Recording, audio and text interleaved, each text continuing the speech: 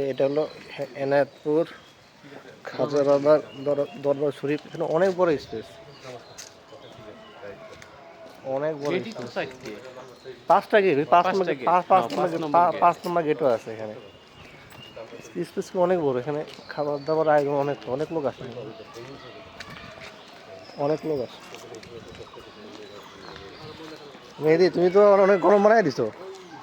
সত্য কথা কারো সহ্য হয় না, বুঝছেন?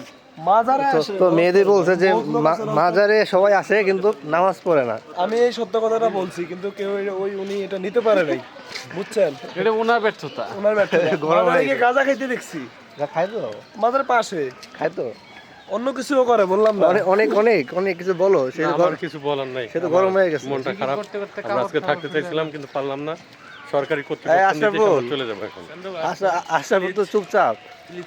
আমাদের আসলে মনটা খারাপ, একটু এনজয় থাকতো। খালেকুজ্জামান খালেক ফোন দিয়ে লাইছে। Clear sir.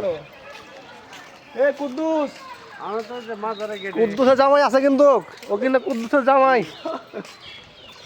এ কুদ্দুস, মেয়েদের সাথে পিছনে করিস না মেহেদি। মানে আমি কুদ্দুসকে খুঁজছি।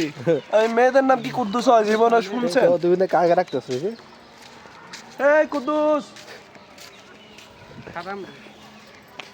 আচ্ছা খা, অনেক বড় স্পেস এখানে। আমার গ্রাম এই কুদ্দুস। কি কয় রেসপন্স করছে? আমার গ্রাম কলেজে কুদ্দুস কোথায় গেছে?